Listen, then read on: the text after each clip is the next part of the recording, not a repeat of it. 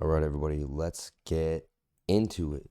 Shout out to everybody here in the morning. And this is our Bitcoin update. Last night, or in this live stream last day, we saw this falling wedge flag, right? Well, it does have this measured move, which is this area here, which would break us up to this resistance area. Now, we do have to get back above 30,000 to remain bullish. That's going to be our line in the sand. We got to blast through that. Now, moving forward, great. These are good things.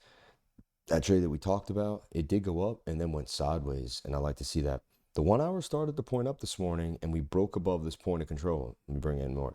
We broke above this point of control of this structure here. This is the VRVP, the Visual Range Volume Profile. Once you grab this up and add it to your chart, go to Inputs and change that 24 to a 240. Quick alpha there for you. So look at this. This is a symmetrical triangle getting tighter and tighter, but there's two shapes at hand, and I know I got a lot going on. We're gonna get rid of this flag for now, but it's still relevant. It's still definitely a line we want to talk about. But I want to get rid of this flag just for clarity. I'm gonna slap off the moving averages for a second. See, this is another flag with a little. This is where I got this measured move. All right, that's projected to break out. Now, I want you to understand that, but I want to just clarify. So now let's open this up. Let's open that up, get rid of that. And so what I'm seeing here is a beautiful bull pennant really inside of the symmetrical triangle. That's bull pennant-esque. You have a shoulder, a head, and some right shoulders there. It's like a complex inverted head and shoulder. Not easy to see, but it's there. So that has a measured move, okay? Both of these have a measured move. Let me show you what we're talking about. So this is this, and then just that is another measured move. So our first measured move wants to take us up about 9.5% for Bitcoin to 32,200. Then we look here and we have another little wedge here. And the sideways price action is nice. It keeps going sideways, and there's high likelihood we'll get a move back to the upside. 1 hour is pushing up. I want to see, and we have lack of bearish momentum. We also have the volume falling off, which is good for the bulls because it's telling us that the sellers are waning. Again, the 4 hours coming down, but ready at any moment to kind of flip back up. We have a low, a high, a higher low. We must put in a higher high above this local left high. It wicks to about 29,872. We get above 29,872, high likelihood we can continue to break further to the upside. And the 2-day chart, right? Bullish. Look, giant candles looking interesting. And I have a bigger pattern at play that I'm going to show you in a second. But right now, that's what we're looking at. Also flagging out on the 22, which is nice. And the daily. And I had this move up, little sideways price action, but the daily's coming. And the MACD cross on the daily is approaching. One other thing about the 2-day, and I'm going to bring it back to the moving averages, is we did just have a golden cross on the 2-day chart. Usually spells a movement. Now, one thing I have said, is that a shoulder? Is that a head? Are we making a right shoulder? So it's very crucial we break above this point at about 30,800. If we can't, that's definitely an M pattern double top, and we'd have to look to short. It's just something we have to be open to. We can't be bullish all the way. We can't be bull boys all the way, moon boys all the way, and we can't be perma bears. We must remain in the middle at all times and see the opportunity that the charts convey. All right, it's not what I think, it's not what I feel, it's not what I believe. Those three words we need to remove from the lifer trading terminologies. We don't want to hear those words. We want to hear, what do the charts convey? What are the probabilities? What did you backtest? What do you have to show through your backtest? Show me what you're thinking about, just like I'm showing you what I'm thinking about. The other day said, I don't get why you're bullish, and let's talk about it. Every time we get above this 200 SMA, good things happen, especially on the 1 hour time frame there. Look at that huge move. One, huge little move there is good enough, but it was a long, boom, two. And then look at this other massive move here on the 1 hour. They all came after what? After we pierced this yellow line, which is the 200 SMA, the simple moving average. Okay, how do you get a simple moving average? You just take the daily close at the end of every day on the candle and divide it by the amount of days.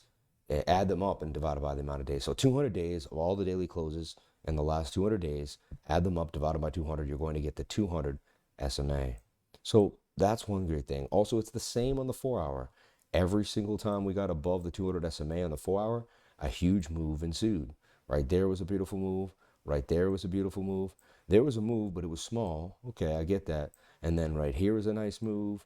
And then here, yet another huge move. Of the 1, 2, 3, 4, 5, 6 times, we've seen 4 giant moves, couple lackluster moves, but there always was a bit of a move. So with that back testing, it gives me about an 80 to almost 90% that we're going to get at least a swing trade out of this or something more. Also, the 50 is coming right now for the 200. I'm going to continuously keep my stop below the 200 SMA on the 4-hour time frame. I am in a long right now that I opened up last night while I was at a party. I went to the side. I'm so focused. When everyone else is drinking alcohol, just getting, I want to say, but just putting things in their body they shouldn't be doing, I'm focused on the charts. I don't drink. I don't smoke. I don't do anything like that. I keep myself focused and disciplined. And that's kind of where the accuracy comes from. Focus and discipline. So I like what I'm seeing. I just gave you my entire strategy in a nutshell. Even gave you some settings on the VRVP that can help you out. And again, we could go to the 0. I'm open-minded that this could Bart Simpson itself right down. It's a little Bart Simpson. And we haven't got above this left high. That's bearish. There's some bearish signs that I have to point out. But until we let the stochastics truly reset, until we get a pretty big move, we must stay vigilant. All right? One chart I'm looking at real quick, just give you a couple freebies while I'm here, is Casper on KuCoin and MEXC.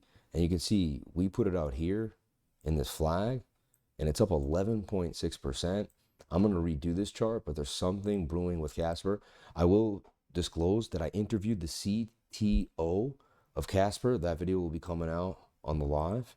Just something I want you to think about, or on one of my videos will come out, not just a live stream, but it'll come out on my channel. Once I interviewed the CTO and saw how focused they were, I invested even more. Last night I did invest and up already on that move, but 5 and 5/2 cents is a nice price to me for Casper.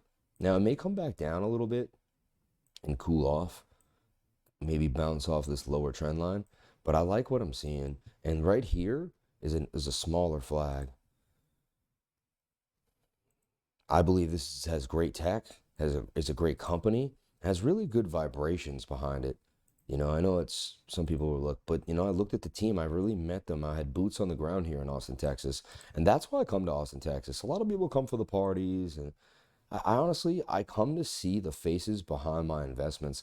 I want to look at who's running the show, what they put together at the event, at Consensus, what kind of booth they have, how much money did they put behind it.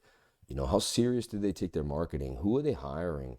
And I was impressed by the CTO, and I thought there were some good things, great things really, on top of what I already figured out with Casper. I could see Casper up at 7 3/10%, even for just a swing trader.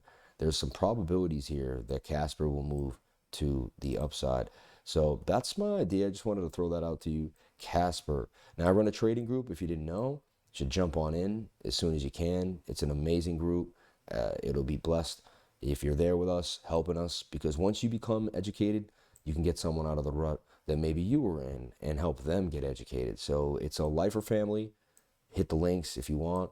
And where do we trade these coins? We trade these coins mainly on MEXC and KuCoin. Links are also in the description if you want to jump on in.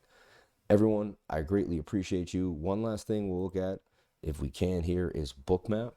And we're going to run a little Bookmap session. What Bookmap does is it shows us where the liquidity lies. So we can see if there's any, big whales waiting to sell.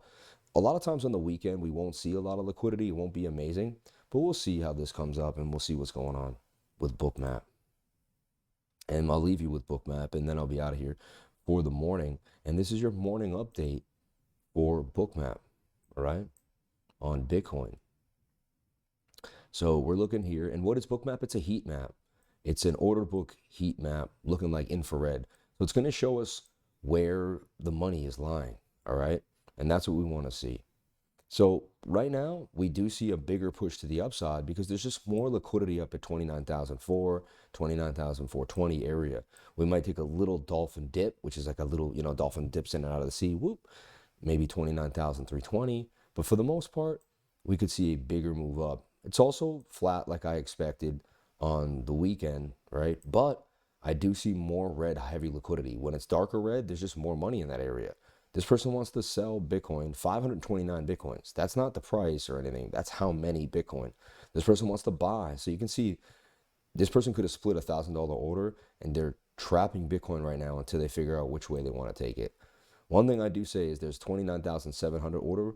You don't need a lot of orders to move the price, and I would not want to have a short in between the red and this big area of 436 Bitcoin sells. So this is Bookmap. Link in the description below. You won't get it for a better discount than through me. You can get Global Plus. You can get liquidations. It's really one of the best indicators I've ever seen. But this also tells us there could be a move up, and there's liquidity waiting at 29,700. Everyone, thank you so much for being here. I greatly appreciate it. Thank you for jumping on in, being a part of my YouTube channel, being part of my journey. I'm here in Austin, Texas, but I'm flying out in a couple hours back home. I'll be live again tonight at 8 p.m. We can take a look at what I projected and see if it came true or not. So it's a really cool game of you saw this, what's going to happen, and I'll be back to answer the call tonight at 8 p.m. God bless you all. Thank you so much for being here. Please comment, like, and subscribe. Hit the bell for notifications so you can find out when I post my next video. And remember, if you came to the channel, then you're already doing the right thing. Crypto is life.